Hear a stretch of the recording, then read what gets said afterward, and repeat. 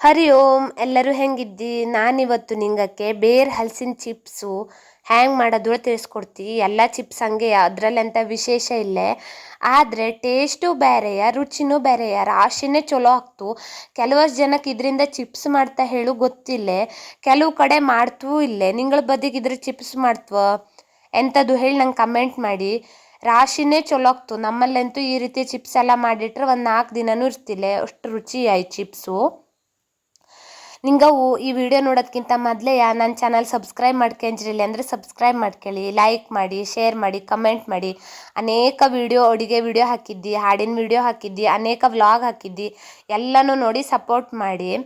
ನೋಡಿ, ನಾ ಈ ರೀತಿಯ ಬೇರೆ ಹಲಸ್ದ ಗಂಜಿ, ನಂಗಳ ಬದಿಗೆ ಇದನ್ನು ಬೇರೆ ಹಲಸೋಳು ಹೇಳ್ತಾ, ಬೇರೆ ಕಡೆ ಎಂಥ ಹೆಸರು ಹೇಳ್ತಾ ಗೊತ್ತಿಲ್ಲ. ನಿಂಗಳ ಬದಿಗೆ ಅಂತ ಹೇಳ್ತಾಳೆ ಕಮೆಂಟ್ ಮಾಡಿ. ಎಲ್ಲದೂ ಬೆಳೆದಿದ್ದೆ ತಗಂಜಿ. ಈ ರೀತಿ ಬೆಳೆದಿದ್ದು ತಗೊಂಡ್ರೆ ರುಚಿನೂ ಜಾಸ್ತಿಯ, ಪಟ ಪಟ ಬೇಯಲು ಬೇಯ್ತು, ಟೇಸ್ಟು ಚಲೋ ಇರ್ತು. ನೋಡಿ, ನಾವೊಂದು 5 ತಗಂಜಿ ಚಿಕ್ಕಮ್ಮ ಕೊಟ್ಟು ಕಳಿಸಿತ್ತ. ಈ ಹಳ್ಳಿ ಬದಿಗೆ ಹಾಗೆ ನಮ್ಮ ಮನೇಲಿ ಎಂಥಾರು ಒಂದು ತರಕಾರಿ ಇದು ಎಲ್ಲ ಜಾಸ್ತಿ ಇದ್ದರೆ ಪಕ್ಕದ ಮನೆಯವಕ್ಕೆಲ್ಲ ಕೊಟ್ಕಚ್ಚ. 1-2-3 ಚಿಕ್ಕಮ್ಮ ಕೊಟ್ಟಿತ್ತು, 1-2 ನಮ್ಮ ಪಕ್ಕದ ಮನೆ ಅತ್ತೆ ಒಂದು ಕೊಟ್ಟಿತ್ತು ಹೇಳಿ, ಒಂದು 4-5 ಆಗಿತ್ತ. ಹಂಗಾಗಿ ಚಿಪ್ಸ್ ಮಾಡಿಬಿಡೋಣ ಹೇಳಿ ಎಲ್ಲ ತಯಾರಿ ಮಾಡ್ಕೊತಾ ಇದ್ದಿ.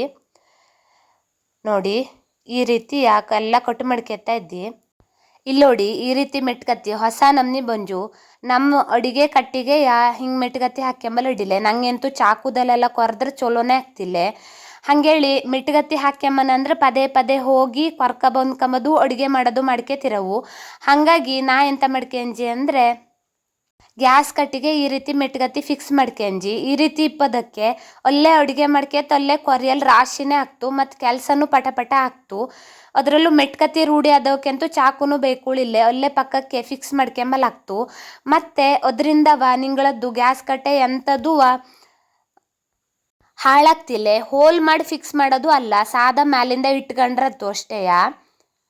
ನಿಂಗಕ್ಕೆ ಆ ಜಾಗ ಬೇಡ ಮತ್ತೊಂದು ಜಾಗದಲ್ಲಿ ಫಿಕ್ಸ್ ಮಾಡ್ಕೊಳಕ್ಕಾಗಿತ್ತು ಅಂದರೂ ತೆಗೆದು ಬೇರೆ ಬದಿ ಫಿಕ್ಸ್ ಮಾಡ್ಕೊಂಬಲಾಗ್ತು. ನಾನು ಸೈಡಲ್ಲಿ ಮಾಡ್ಕೊಂಜಿ. ನೋಡಿ ಎಷ್ಟು ಚಲೋ ಮಾಡಿ ಫಿಕ್ಸ್ ಮಾಡ್ಕೊಂಜೇಳಿ, ಕೊರಿಯಲ್ಲೂ ಎಷ್ಟು ಚಲೋ ಆಗ್ತುಳಿ. ನಂಗಂತೂ ಇದ್ರ ತಂದ್ಕೊಂಡಿದ್ದು ರಾಶಿನೇ ಚಲೋ ಆಯ್ತು.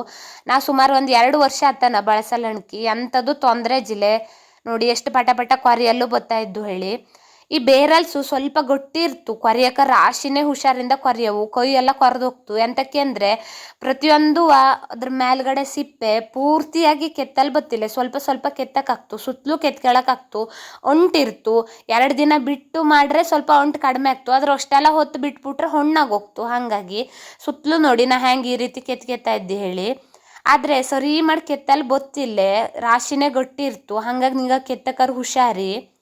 ನೋಡಿ ಹ್ಯಾಂಗೆ ನಿಂಗಕ್ಕೆ ಪ್ರತಿಯೊಂದು ತೋರಿಸ್ತಾ ಇದ್ದಿ ನಾನು ಹೇಳಿ. ಈ ಮೆಟ್ಗತ್ತಿ ನೋಡಿ ಎಷ್ಟು ಚಲೋ ಆಗ್ತು ಹೇಳಿ. ಕಟ್ ಮಾಡಲು ಬತ್ತು, ಹೆರಿಯಲ್ಲೂ ಬಂದ್ಕತ್ತು. ನಮ್ಮ ಕಾಯಿಗೆ ಹೆರ್ಕೊಂಬದಾದ್ರು ಅಲ್ಲೇ ಹೆರ್ಕೊಂಬಲಾಗ್ತು, ಪ್ಲೇಟೆಲ್ಲ ಅಲ್ಲೇ ಇಟ್ಕೊಂಬಲಾಗ್ತು.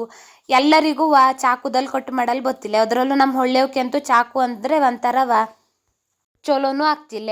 ಈ ರೀತಿ ಮೆಟ್ಗತ್ತಿನೇ ಗ್ಯಾಸ್ ಕಟ್ಟಿಗಿದ್ರೆ ಎಷ್ಟು ಅನುಕೂಲ ಅಲ್ದ. ನೋಡಿ ಈ ರೀತಿ ಮಧ್ಯ ಕಟ್ ಮಾಡ್ಕೊಂಜಿ, ಅದರದ್ದು ಮೂಗು ಅಥವಾ ಸ್ವಾರ ಇರ್ತಲ್ಲ ಆ ಮೇಲ್ಗಡೆದು, ಅದನ್ನು ತೆಕ್ಕೊಳಕ್ಕಾಗ್ತು.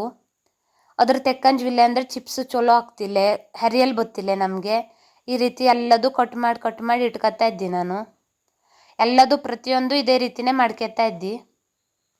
ನೋಡಿ ಆ ಫಿಕ್ಸ್ ಮಾಡೋದು ನಿಂಗಕ್ಕೆ ಎಷ್ಟು ಚಲೋ ಕಾಣ್ತೊಳಿ.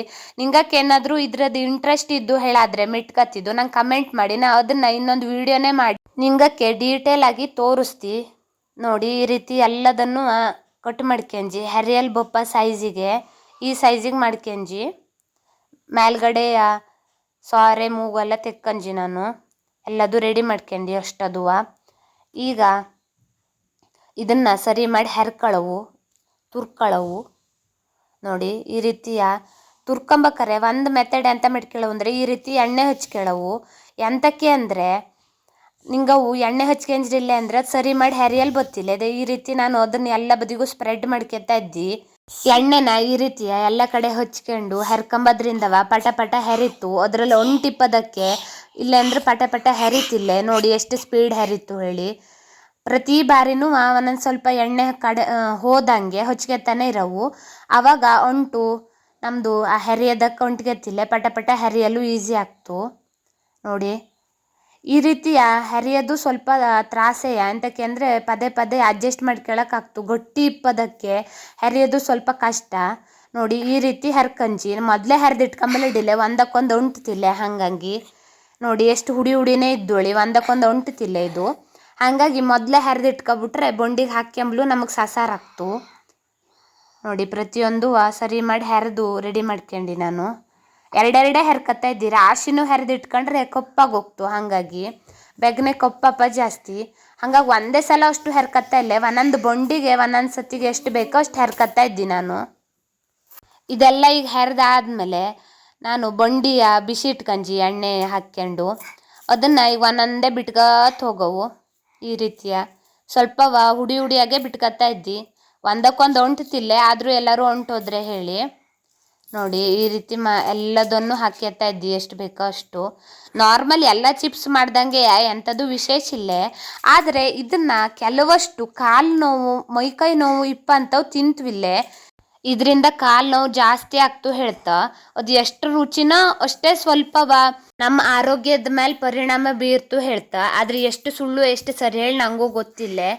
ಯಾರೋ ಒಂದೆರಡು ಜನ ಹೇಳಿದ್ ಕೇಳ್ಕೊಂಡೇ ಹೇಳ್ತಾ ಇದ್ದಿದ್ದು. ನೋಡಿ ಇಷ್ಟು ಕಲರ್ ಬಂದರೆ ಸಾಕು, ಗೋಲ್ಡ್ ಕಲರು ರಾಶಿ ಕಪ್ಪಪ್ಪ ತನಕ ನಾವೇನಾದ್ರು ಕರಿಯಲ್ಲಿ ಹೋದ್ರೆ ಕೈ ಆಗೋಗ್ತು, ಕೈ ಪ್ರಮಾಣ ಜಾಸ್ತಿ ಆಗೋಗ್ತು. ನೋಡಿ ಅದಾ ಇಷ್ಟು ಗೋಲ್ಡ್ ಕಲರ್ ಬಂದ್ಕೊಳ್ಳೇನೆ ತೆಕ್ಕ ಬಿಡವು, ಗರಿ ಆಗಿರ್ತವೆ, ಅಂಥದ್ದು ತೊಂದರೆ ಇಲ್ಲೇ.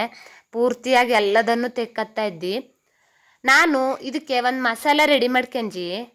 ಇದನ್ನ ಹಿಂಗಕ್ಕೆ ಆಲ್ರೆಡಿ ನಾನು 2-3 ಚಿಪ್ಸಿಂದು ಬಟಾಟೆ ಚಿಪ್ಸು,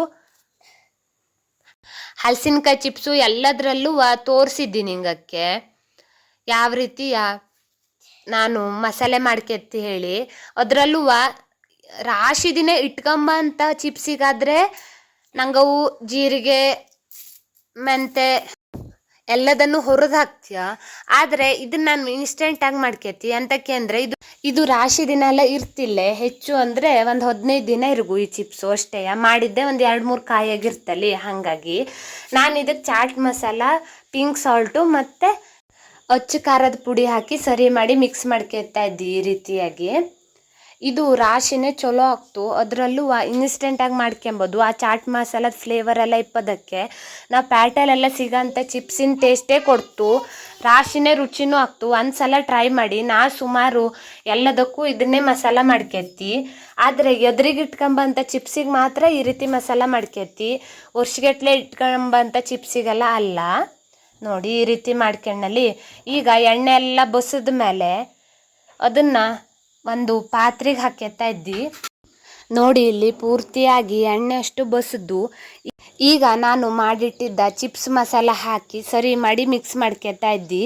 ಇದು ಮತ್ತೆ ಹೇಳ್ತಾ ಇದ್ದಿ ರಾಶಿನೇ ರುಚಿ ಆಗ್ತು. ಒಂದು ಸಲ ಟ್ರೈ ಮಾಡಿ ನೋಡಿ.